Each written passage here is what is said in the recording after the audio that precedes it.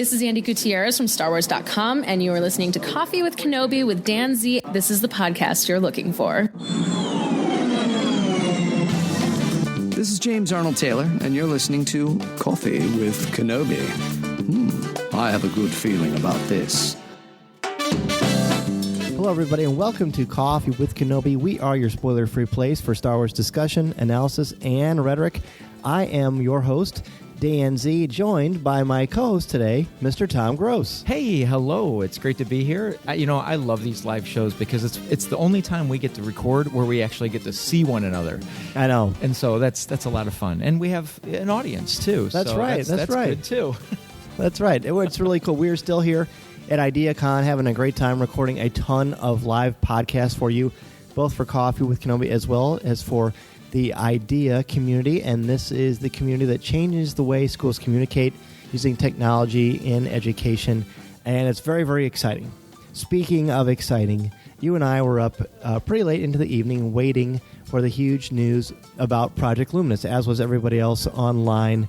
It's certainly been something that we have been looking forward to for a while. In fact, in April of 2019, Lucasfilm teased something called Project Luminous, which is a super secret Star Wars publishing effort. It set off nearly a year of intense fan speculation. So before we actually get into what that means and what it is, where were you sitting with this news? And we had to wait a significantly long time to find out.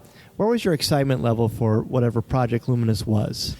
Well, certainly. The announcement last year at Celebration, and then I want to say where I saw most of it was with Kevin Scott did a lot of teasing of this Project Luminous. And so when you looked at the names of the people involved, I had this feeling that it was definitely going to be a print media sort of announcement. But with the amount of names and the star power in the writers involved, you knew that it was going to be something big.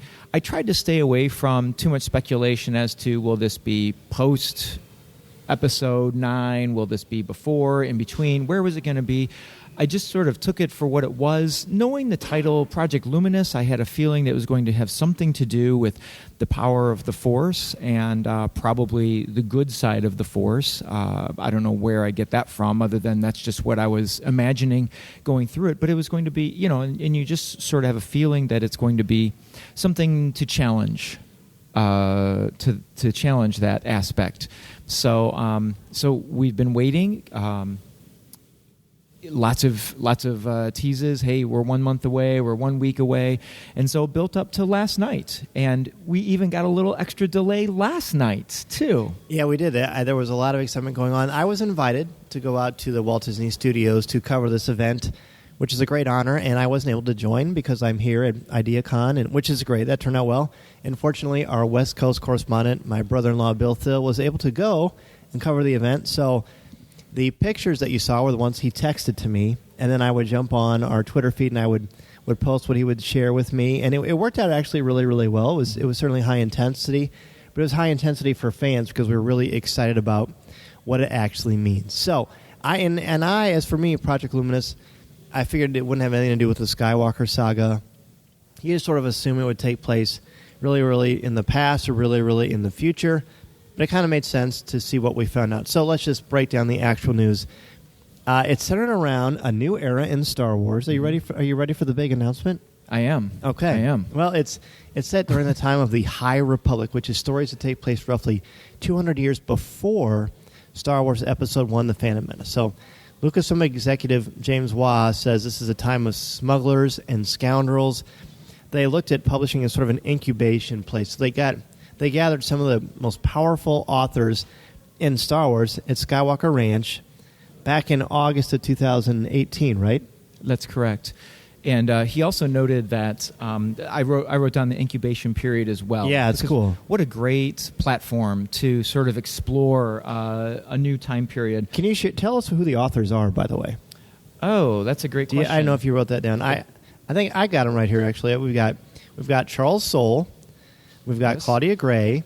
We've got Justina Ireland. We've got Daniel Jose Older. And we've got Kevin Scott. So they're all huge in the world of Star Wars and in the world of storytelling. Some of them I've either interviewed or had on Coffee with Kenobi. they're great people. It's certainly a wide range of talent from different publishing mediums. And you were going to say something? I was just going to say that, a lot of these authors are well known in the young adult world. Justina Ireland and Claudia Gray are certainly well known in the young adult realm, although they have written adult books as well. So I like the fact that these are authors that have been chosen perhaps because of their versatility about, being able to write to a certain level or a certain type of reader. And then, of course, Charles Soule, we know from the Marvel Comics Star Wars series. And so I like the variety of authors that you have in there. You have diversity as well of authors that will have new viewpoints on the galaxy. And that was one of the things they said when they sat down. So they ended up going to Skywalker Ranch and having an author sit and discuss with the higher-ups, and Pablo Hidalgo was there, and as well as many others. And so, I think that's just that brainstorming right there. I think was a huge part of all of this to develop a new time period. And I like the fact that we're not trying to connect. We're not trying to bring two puzzle pieces together here. We're far in the future of what we know the Star Wars galaxy to be. And so I think that gives... Or far in the past. Did I say future? Yeah. Well, it a feels like long the time future, ago though. in a galaxy far, far away. It's very vague. Very vague. But so we're far away from the timeline that we know. And so that gives a lot of opportunity for growth to build this galaxy, shape it, and I love the idea that Obi-Wan Kenobi, way back in our timeline in 1977, says, "For 1,000 generations, Jedi Knights were the guardians of peace and justice." And I just have to wonder, that shows up in their promo video, I just have to wonder if that's what they grabbed onto to start telling the story. Oh, you would think so. It had to inspire something. And there's a great video that's 4.5 minutes long that is already gaining quite a bit of traction that it is discussing just that. More key things in this. This is considered the golden age of the Jedi, where it's more of a place of peace and calm. In fact, the thing that I think I'm going to be gravitating towards, they think of it as like the Jedi Knights of the Round Table. So that Arthurian legacy and that legend is huge to me. And even the concept art, because they had Doug Chang and a lot of key artists in there talking about this. And when they show the concept art, the lightsabers actually have hilts that look like legitimate swords, like the kind of the cross shield, I guess, like sort of like what Kylo's is, but much more antique and classic swordsmanship. Very much like a cross, and the fact that it's luminous and it's a cross. I'm sure it's not Christian based, but you can't help but think of that as an inspiration. Mm-hmm. That's right. The concept art is phenomenal, and it's so cool to look at it, and it really helps to fill in our imagination a little bit. We have a big fan in the audience, and it distracted you. Oh, yeah, yes. It's always good to have fans in the audience. But no, the concept art just gives us a picture of what this time period looks like. You look at the smugglers and the scoundrels and the bounty hunters, and you look at the garb and what they're wearing and the equipment that they're carrying with them. It really makes it feel... I don't know exactly what the feeling is. It just looks classic, like a classic knight of Arthurian legend. Like Sir Thomas Malory, who's certainly not the one who created all of the Arthurian stuff, because that stuff has so many different authors, but he's the one most attributed to it.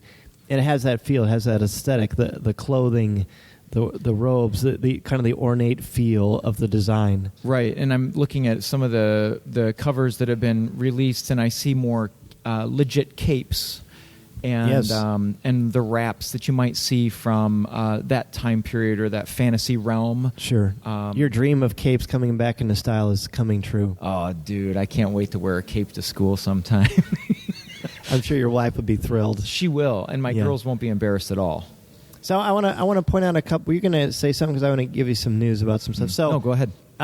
Basically, interesting things. Pablo talked about this because, of course, Pablo and Matt and Leland Chi are a big part of this. Naturally, they talked about the fact that this High Republic has like boundaries. It's not like all encompassing like what they tried to do in the prequel era. It's more like they have actual borders, and then the borders is where the threat comes from. And then it's also discussed that they should think of the Jedi as more like a Texas Ranger. That, how could you not smile about that? That sets up a lot of key ideas about, sort of these more like the Kanan Jarrus types. But you wonder what they're, if we're going to go D&D, what kind of alignment we're talking about here. If there's more peace and prosperity in the galaxy, but you've got Texas Rangers, those are kind of paradoxical concepts.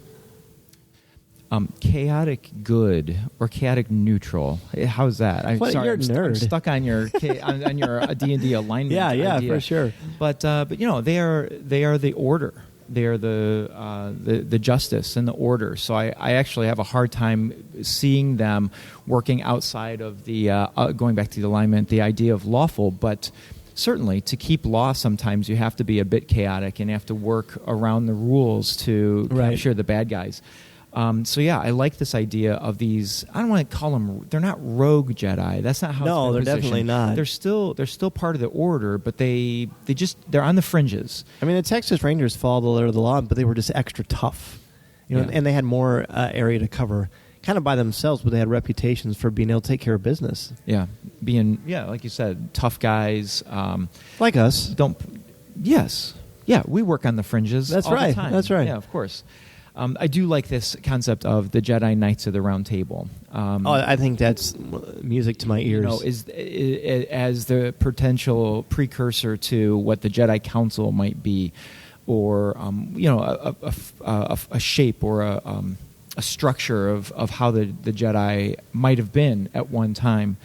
And so that brings in an interesting picture. I'm looking at the picture of the book, The High Republic, and looking at the cover where the Jedi all have their swords raised in the air, and I see there, Dan, the crosshairs of the sword hilts. Crossguard, yeah. I even see a double-bladed green lightsaber. I didn't notice that until you just pointed that out. I just noticed that. And so this idea, and when you look at their robes, you see potentially where the Jedi got their long robes from, but these Jedi appear to be more adventurous in their wear. It's outfits that leave room for lots of movement and potential adventure, and they carry a little bit more utility-like belts that they put their lightsabers on, and I'm even seeing some ornate pieces to the costumes as well that might give some sort of order of status of some sort. So certainly a different look at what the Jedi that we're familiar with from the Republic era. I agree. I absolutely agree. They also pointed out that there is a core hero group, but they're going to expand over time, so it's going to be a nice organic storytelling process. Let's talk about the storytelling aspect. The first wave of books, all announced at this big event. Star Wars The High Republic Into the Dark by Claudia Gray. Star Wars The High Republic A Test of Courage by Justina Ireland. Star Wars The High Republic Adventures by Daniel Jose Older, which is an IDW comic. Yep. And Star Wars The High Republic by Kevin Scott, which is a Marvel comic. Right? That's correct. Those are the additional books. The first one that's coming out, however, is Light of the Jedi by Charles Soule. That's going to set the stage for everything. Charles Soule is known as a comic book author, but he certainly has some novels under his belt as well. Mm-hmm. For my money, he may be the top storyteller in Star Wars literature these days. And so this is wonderful news. And on the cover of the book, we've got that satellite that they talked about, that new satellite. Yes. We've got multiple Jedi. It looks like a woman with blonde hair is the leader. There is a Force-sensitive Wookiee that is a Jedi. Yes. And that probably is a Twi'lek on the right side as well. And then a human male of some sort. And, this one comes out August 25th, 2020. So that's when we're going to take our first step into a much larger world. Oh, indeed, we will. And I like the fact that they were able to give us the inciting event of this story. They say that the story starts with an event called the Great Disaster, and that it wouldn't be Star Wars without adventure. And so that, I don't know, that's enough to wet my whistle as to wanting to know what this great disaster involves. We do know, however, that it does involve a new group of villains. Right, yeah. The new villains are known as the Nile. It's spelled Nihil, but it's pronounced Nile, like the Nile River. And I'm going to read an excerpt from Clayton Sandell's article for Good Morning America. He says, the High Republic features fearsome bad guys known as the Nile and describes them as space Vikings. You can also think of the Nile, says author Justina Ireland, like Sid Vicious taking over the galaxy. Their motto is, you can't take it with you, but we can take it from you. Star Wars concept artist Ian McCaig, who originally designed Darth Maul, was asked to help with the look of the Jedi and the Nile, and I think that's cool. So Nile or nihilism is a word that means basically nothing. Nothing. Nihilism is a belief in nothing. There's a book called it's a short story by the Chicago author who's brilliant. Why can't I think of his name? Old Man in the Sea. The Old Man in the Sea. That's his famous work. Yeah, Hemingway. Yeah, that guy. Yeah. A Clean, Well-Lit Place is a short story that Hemingway wrote. He wrote a lot of stuff, but it's about nihilism. It's about this man who just wants to be in the light, but he doesn't believe in anything. And so they start this question was, what scares the Jedi? And that got the creative juices flowing. And to me, it makes sense that the Nile would be the enemy of what scares the Jedi, because the Jedi believe in the Force. They believe in peace and prosperity and protection and the fact that the Force connects to all living things. But if you're in the Nile, and again, this is purely speculation based on the etymology of the word Nile, sure, that means you don't believe in anything. So belief in everything and a belief in nothing, that is, you couldn't get more contrary than that, right? Wow, you've taken my brains to places where it didn't know it was going to go I'm this glad. morning. Well, good. It just takes me back to, I don't want to get away from that, but it does take me back to Pablo Hidalgo's comment of, he said, we gave them a blank slate, and we wanted to know what they would like to create. And here they've created something that you took to a different level. I love it. And so, yeah, the Force is everything to a Jedi. And they would argue that the Force is everything to life. And so if the Nile truly do believe in nothing, or they believe in the absence of something, then this is going to be high conflict between the two. And when you look at the two of them, the visual that they've put out about the Nile and the Jedi, the Nile appear to have, to be destruction. The equipment that they have is very rough and broken looking, and their faces are covered, and so there's that idea of perhaps nothingness or destruction or nothing matters, and then you have, of course, the Jedi that the Jedi are who we know them to be, and so, wow, interesting conflict. Yeah, I like it. We don't do speculation much in here, but I like it when you do it. Yeah, this is just etymology. You know what I mean? It's just fun. Yeah, right. Yeah. Exactly. The space station is called the Starlight Beacon. It very much looks like an actual real satellite. It doesn't look Star Warsy. I missed the kind title of refreshing. What's the name of it again? It's called the Starlight Beacon. I love it. Yeah, and it looks so cool in that on the cover of Charles Soule's book, right above them in the sky, and the top of it has like a starlight reflection on it, and so I just wonder what the symbolism of that Starlight Beacon is. Well, I mean, a beacon, of course, is like you look to the stars for hope. It's like maybe an inspiration. But if there's the great disaster, maybe that thing gets destroyed. I think that's kind of implied, really. Right. Because there's something that happens that shakes their belief system to the core and really makes them kind of refocus on what's going on. Jose Alderman talked about his book. He says there's about two friends who take very separate paths in their journeys. He says there's a sort of a class of cultures, and we follow both of their paths through learning about the Jedi, the Padawans, life at that time, and all the adventures that they have. And the concept art from this looks like it's more kind of teen-centered. Does that seem fair? I feel that way, yeah. This is Vanessa Marshall, and you're listening to Coffee with Kenobi.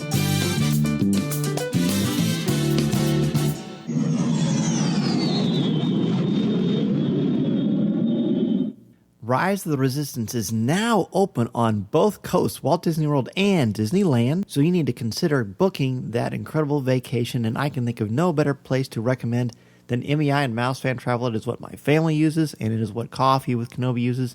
They are our travel partner, and we absolutely love working with Becky Mankin and the team at MEI and Mouse Fan Travel. They are the best. I trust them absolutely in planning these vacations. Their advice helps me maximize my vacation time and dollar, and it will you as well. Their no-cost, no-obligation quote when you use the service is wonderful, and they will also proactively adjust the booking if the rate goes down. Plus, they will help you plan as much or as little as possible. So if you like and you feel really comfortable about Disney World and Disneyland and the cruise lines, and you just want some little extra help along the way, that's fine. Or if you are new to this or not as comfortable planning it out because you don't want to miss anything, then MEI and Mouse Fan Travel is the absolute place for you to go. And trust me, I would not recommend Becky Mankin and MEI and Mouse Fan Travel if I didn't use the service. I didn't love what they do and what they are standing for. And they really do want to help you have the best vacation possible. Go to www.coffeewithkenobi.com/mousefantravel and sign up for a free, no-obligation quote. You'll have the best vacation possible and help out Coffee with Kenobi in the process. Claudia Gray said her story was inspired by the idea of taking actor Matthew McConaughey and putting him in a spaceship. So that, I feel like that's kind of wide open. Like such a Claudia Gray comment. Yeah. Maybe like, love it. Yeah. There's a lot of things you could do with that. I mean, there's a lot to think about, but there's also really not much to say. You know what I mean? I mean, No, you want to kind of go through the different covers and talk about them? Yeah, let's do that. Let me so that we're on the same page. Yes. You seem to have more of the covers on your screen. I don't know. I'm missing the. Well, if you go to O'Hare. Coffee with Kenobi's Instagram feed, you'll see a lot there too.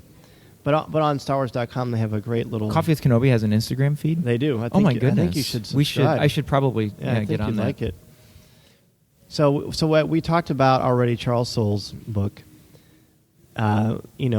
which is going to be the thing that kicks all of this off, and that's really great. And then we've got Claudia's book, Into the Gray, and that cover has a male Jedi with a very modern hair aesthetic. Yes, it looks very nice. Yeah, and then the woman in it looks like she's kind of got this gray flight suit on or something like that. That's what I wanted to say something about, because she does have symbols on her flight suit, white patches with orange, some kind of orange symbol on her shoulder. Appears to have some sort of a diamond, larger diamond with some on the sides. But she definitely looks very much like a pilot of some sort. And we don't have. Let's see if I try to look and see. Oh, there's actually a summary. It says it comes out October 13th. Oh, very 2020. Good. I can read you the summary if you want. Yeah, let's hear the summaries. I'd love to get that. It says Padawan Reath Silas is being sent from the cosmopolitan galactic capital of Coruscant to the underdeveloped frontier, and he couldn't be less happy about it. He'd rather stay at the Jedi Temple studying the archives. But when the ship he's traveling on is knocked out of hyperspace in a galactic-wide disaster, Reath finds himself at the center of the action. The Jedi and their traveling companions find refuge at what appears to be an abandoned space station. But then strange things start happening, leading the Jedi to investigate the truth behind the mysterious station, a truth that could end in tragedy. Now, this is 352 pages, October 13th. It's a young adult book. Wow, I got to say, my excitement legitimately just went up about 10 notches with that description. Yeah, it's great. And what are your initial thoughts on that? I mean, you've got... the intrigue, and it's almost got like the Castaway idea of thinking about what it would be like to be by yourself. Kind of your survival depends on you. Mysterious things happening, which gives it kind of a cryptic feel. And I'm actually on StarWars.com in their main article about it. They have got like pre-order links on all of them. So that's where you can go and you can look if you want to read the things a little more clearly. But Into the Dark, it kind of gives it sort of a sci-fi horror kind of a feel to it as well. Pretty cool. That does look good. Let me see here. How about I'm interested in the Justina Ireland book because it looks like it's something that would appeal to my kids. And it'd be their age. 8 to 12. Yeah, 8 to 12. You want to read the summary? Sure. It says, when a transport ship is abruptly kicked out of hyperspace as part of a galaxy-wide disaster. Okay, there we've heard twice now the great disaster. Explosion, yep. Newly minted teen Jedi Vernestra Woe. That's why I had you read this one. Thank you. I appreciate that. A young Padawan, an audacious tech kid, and the son of an ambassador are stranded on a jungle moon where they must work together to survive both the dangerous terrain and the hidden danger lurking in the shadows. Shadows, Nile, nothing. Exactly. Okay. Absence of light. I love the... Project Luminous yes. is light. This is the absence of light. So the formation of the dark side. Maybe. That's just me talking. No, I think there. that's been rare. Yeah. Although I do say there is no Galactic Republic. There is no anything like that. What I love about this one, this comes out September 8th. It's 240 pages. The cover of this is my favorite of all the covers. It looks like something from Star Wars Rebels. Doesn't it look fun? With a green-skinned female Jedi and then a male Jedi with one of the Tom Gross capes. Yes. And a number of kids. That sounds very exciting, too. I mean, when I first heard all of this stuff, I'm like, oh, this sounds cool. More Star Wars to kind of digest and read about. But it looks like there's a little bit of texture, and it looks much more original than I expected to. And one thing that we've noted, reading just these first two, as you're looking up the next one, is now I'm looking for my note on this, where it was talked about in the video how all of these are going to, here it is. So on a publishing side of things and a storytelling side of things, this Project Luminous is designed to reach content of all Star Wars readers, from adults to teens to kids on multiple platforms, as we've already discussed. But they also noted that it allows them to tell a fast, interconnected stories from across many years. And we've already witnessed how the interconnectedness between all of these stories will go. So, a family can read several of these different books and then have a conversation. And I'm thinking about it on a family side. You can have a conversation by reading all these different books and stories of this time period and have conversations and talk about how were our stories alike, and what happened in yours. Tell me about how this disaster was happened in your book, and here's how it happened in mine, and the impact it had on the characters. Oh my gosh, yeah. Suddenly this is much more interesting. I clicked on the pre-order for Light of the Jedi just because that's the thing that's going to start it all, and there's a lot less description about this. It is 336 pages. The official description we have on the Penguin Random House website is 200 years before the events of Star Wars The Phantom Menace. In the era of the glorious High Republic, the noble and wise Jedi Knights must face a frightening threat to themselves, the galaxy, and the Force itself. That seems hard to do. Oh. Especially what we know about the Force. There's a lot. And it's interesting that the category on Penguin Random House's website is Space opera. Isn't that fun? Yeah, that's pretty fun. Well, you know what? You never know what you're going to get from Charles Soule, except it's going to be good. Yeah. And if there's someone I wanted to tell that story about the threat to the Force itself, Charles Soule would be the guy. I'd be happy with any of these authors. I mean, as we've mentioned, they're the superstars of the day. But Charles Soule will definitely give us an intriguing story with that. Oh, I agree. We've got Kevin Scott's monthly comic book series, and it's a monthly. It's not a limited. There's really not much listed here about what this is about, although the variant cover sample we have on StarWars.com does look like villains, yes. The Nile. And they look like kind of like a Mad Max, Viking, post-apocalyptic presence, really. That's a good description of that. Both of their faces are covered. What looks to be the male figure has reddish skin with the lightning-like tattoos going up and down the arms, and then down the side of the chest is covered by what appears to be like ammunition boxes over the shoulder, some type of rifle he's holding in his two hands. While it appears to be a rifle, it also looks like it could be a hand-to-hand polearm sort of weapon, and then the woman appears to be a Twi'lek. I really like her mask, by the way. It's very Emphas Nest-esque. It's sort of busy, though. It doesn't look like you can move around very easily. Well, I don't know. It doesn't seem very practical. I mean, we are talking about a fictional universe. Yeah. But, yeah, it is a cool design. It is a cool design. But she also has a weapon that looks like it could be used in a couple of different ways. But yeah, I really like your assessment of a post-apocalyptic looking villain or potential villain. I mean, we don't know. These could be the scoundrels or bounty hunters that we're looking at here. But very cool. And so you said that is the Kevin Scott Marvel book. Right. Can I just say, when we move up to the IDW books? Yeah, let's talk about that. I'm gonna comment on the IDW books that are currently out there, Star Wars Adventures, and many of those written by Kevin Scott. Those are some of my favorite Star Wars stories right now. I absolutely love those books. I love the art in them. I love the style of the IDW books with the slick pages.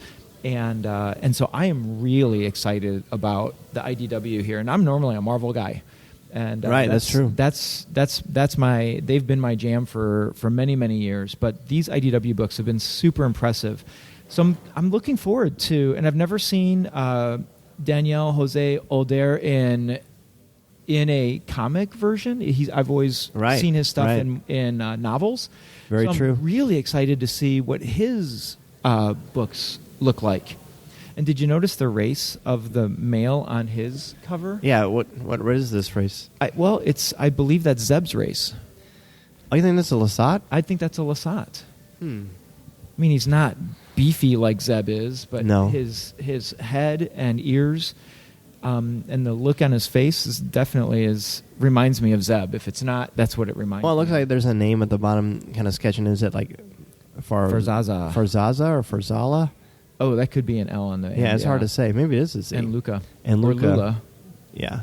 But I'm looking forward to that story as well. And all these new lightsaber hilts. That's probably my favorite part about Star Wars, I think, is the Falcon, which is not a character, or lightsaber hilts. I like the way you slipped that in there. Yeah, well, I just wanted to keep it consistent. I kind of dropped the argument, but I found several other excerpts, and I've been saving them for you. Oh, good. People who refer to the Falcon as a character. But anyway, it's important. Different opinions make the world move around. It doesn't mean it moves in the right direction, but it does move. Well, no, and we've decided to agree to disagree on that one. That's right. Although the support is on one side. Yes. Anyway, yes, I love that. Look at what we're going to call Farzala or Varzalas. Look at his hilt. That is really, really cool. It's a longer hilt. Looks like for two-handed fighting, and it just has a lot of detail on it. And Luca's or Lula's looks more like kind of like the Luke's from Return of the Jedi, but kind of a modification of that. It does have that look. So, very cool. There's a lot. I mean, is it fair to say you're going to get all these and read them all?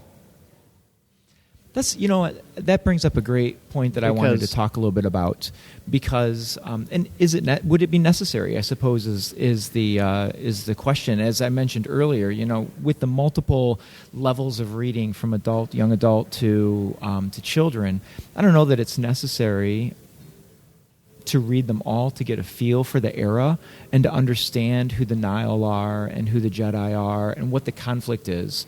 But certainly, if you want to catch all the stories, that's something you would, I guess, you would have to do. But I did wonder about that, because as a fandom, it's easy to consume a film. It's easy to consume even a TV series over a certain amount of time. For many in the fandom, I wonder, will we miss out on a story being told here because it is in a heavier print, or will people... My concern, and this is something we've talked about on the show before, as a librarian and a person who encourages reading, I'm a super slow reader. I read for detail.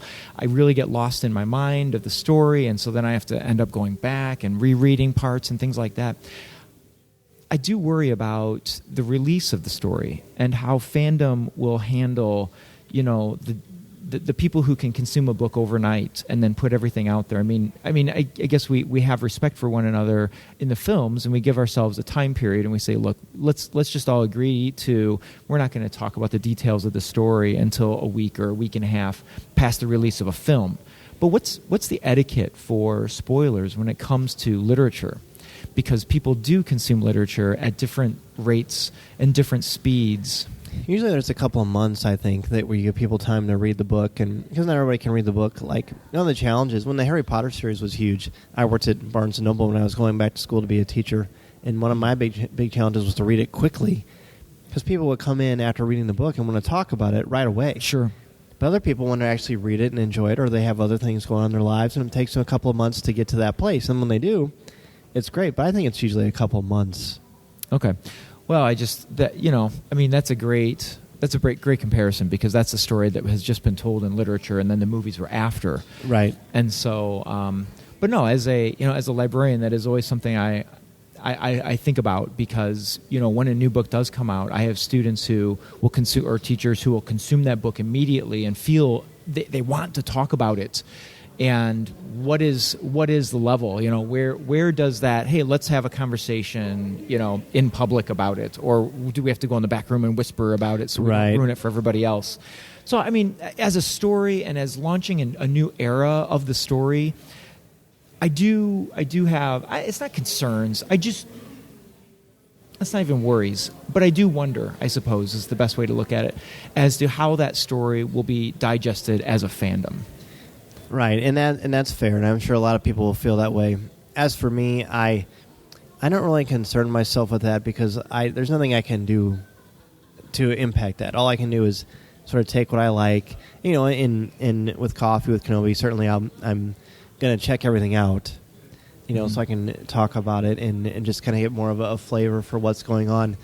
My hope is that, like when there's a major event for Marvel or DC, there's the main title, and there's a bunch of spin-off issues where you don't need them to get the whole story, but it does add in background stuff, and sometimes it doesn't even seem relevant, but it's got that logo or that imprint there. Mm-hmm.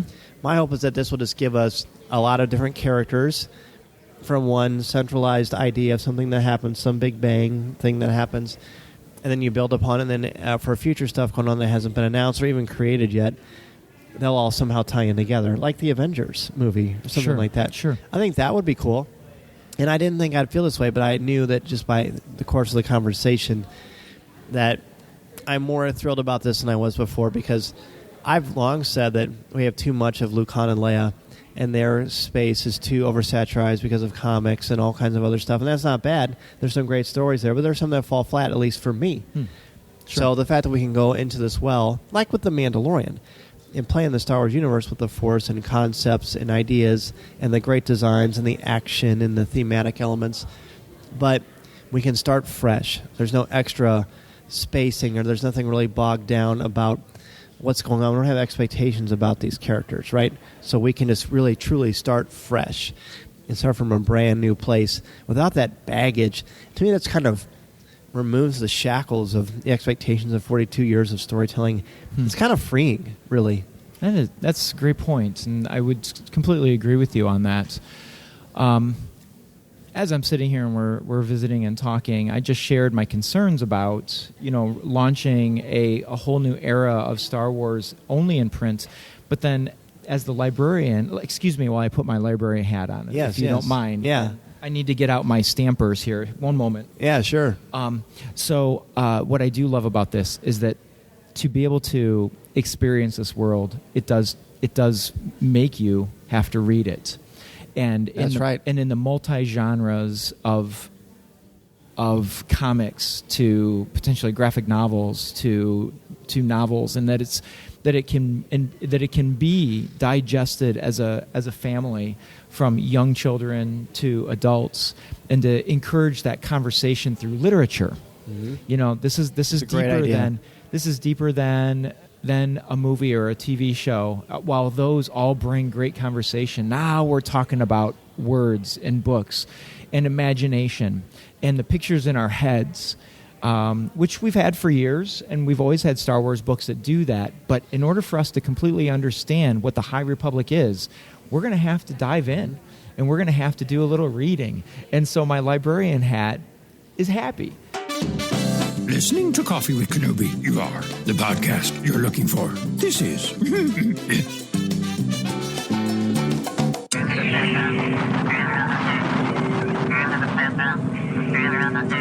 That's going to do it for this week's show. Thank you for taking time out of your busy schedule to have a cup of coffee with me, and for helping to spread the word about our Star Wars family we've got here at Coffee with Kenobi. To join us in the CWK Cafe, which is our Facebook group, and share your Star Wars thoughts, comments, reviews, and opinions in a family-friendly, spoiler-free place that is also drama-free, go to www.coffeewithkenobi.com/community and be part of the conversation, talk about this week's show, or just talk some Star Wars. It is a lot of fun, and you'll make some new friends, as well as catch up with longtime friends there as well. I also want to thank all of our new and longtime members of the CWK family and let you know how much I appreciate your help and support. I love being able to give back to you with CWK Pour-Over, the exclusive weekly podcast not heard anywhere else. I want to thank our CWK family members, Jason Hall, Dennis Keithley, Colby Mead, Jessica Berry, Adam Bankhurst, David Nicely, Jeff Ellis, Ross Hallivan, Frank Mulder, Alexander Moylan, Aaron Harris, Chris Gavarka, Angela Sauce, Susan Gray, Connie Shee, Tyler Pompey, Hannah, Alex Procasio, Ian Thompson, Simbot Defterdarian, Christine Turk, Kurt McKellen, Dan Ream, Brian Harding, Blake Weaver, Jim Capron, Caroline Maselli, Chris Metz, LJ Souter, Thea Selby, Daz Davies, Christian Dale, Brian McKinney, Jared Cantor, BJ Smith, Eric Struthers, Nick Deco, and Mark Suter. If you want to be an exclusive member of our CWK family, go to www.coffeewithkenobi.com/support. It's a great way to help support and help out the show, and 10% of your monthly contributions go directly to the St. Jude Children's Hospital to support the incredibly important work they are doing to help these brave children and their families. In addition to being a part of the community on Facebook, please don't forget to visit our website at www.coffeewithkenobi.com for Star Wars news, announcements, reviews, videos, and so much more. If you have a question for me or just want to share your thoughts on the air, feel free to email me at danz@coffeewithkenobi.com and I'll share them on the show. You can also connect with me on Twitter at Mr. Zer, MRZEHR. There are also a lot more ways to connect with me and Coffee with Kenobi on social media. Follow us on Twitter and Instagram. Give us a like on Facebook at facebook.com/coffeewithkenobi and check us out on Pinterest. You can find me twice a month on the podcast Looking at Lucasfilm, part of the Jim Hill Media Podcast Network, and you can find my writing on CWK's website, as well as StarWars.com and on IGN. And if you are considering starting a podcast or a blog, let me know how I can help you get started and help you make your creative vision a reality. Be sure to check out danzymedia.com and we can get the process started. I am also available to come to your school, conference, business, or organization to talk about how to tap into your strengths and help you bring out your very best. I want to inspire you to be inspired. Don't be afraid to take that first step into a larger world. Thanks as always to our CWK sponsors, especially MEI and Mouse Fan Travel, our travel partner and your one-stop shop for all things Walt Disney World, Disneyland, the Disney Cruise Lines, or anywhere on the planet that you want to go on vacation. Please go to www.coffeewithkenobi.com/mousefan-travel to book your magical vacation and help support Coffee with Kenobi in the process. If you like the show, please tweet out that you're listening, share it on Facebook, or invite your friends and family to tune in and share a cup of coffee with us. And if the force is especially with you, please take a couple of minutes to rate and review the show on iTunes or Google Podcasts. Every review makes a huge difference and helps spread the word. This is something where me, the bookstores of the world, the Amazons of the world, we're going to be dealing in books on this one. And I'm just really excited about that. That's a wonderful point, and especially because we're here at IdeaCon talking about education and engagement and technology, and the fact that you have to learn the story through reading. Yeah. Through that old school, tried and true practice of making your mind stronger and smarter and more analytical. And Star Wars is a great filter for that lens. So that's great. Any last minute thoughts before we wrap this up? No, I think the announcement was, there's always that little bit of when you have an announcement that's been building for almost a year, and you always have that concern for disappointment or whatever. This was very nice. It was great news. It's something brand new. It's fresh. Nothing too overwhelming at this point, but also I'm not disappointed one bit by this. No, I'm not either. In fact, I'm much more happy about it after talking to you and I process in a lot of different ways. But one of the ways I do is just by breaking it down through the course of rhetoric and discussion. So thank you for that. I think we're going to wrap up. Please let us know on the CWK Cafe, our Facebook group, or through the normal methods on Coffee with Kenobi, or email us. Well, you think about Project Luminous, things that Tom and I talked about and brought up, and sort of where your anticipation and excitement level is for this exciting moment in the world of Star Wars. Tom, any last-minute thoughts? Yeah, no, I think this is great, and I can't wait to hear. You hear and see your comments and your thoughts on Project Luminous and the High Republic, and let us know. Let us know what you think. Yeah, very much so. Well, until next time, everybody, we will be back very, very soon with a brand new podcast. This is the podcast you're looking for. This podcast is not endorsed by the Walt Disney Company or Lucasfilm Limited. It is intended for entertainment and informational purposes only. The official Star Wars website can be found at www.starwars.com. Star Wars, all names, sounds, and any other Star Wars-related items are registered trademarks and or copyrights of Disney and their respective trademark and copyright holders. All original content of this podcast is the intellectual property of Coffee with Kenobi unless otherwise indicated. This is the podcast you're looking for. There's no one here.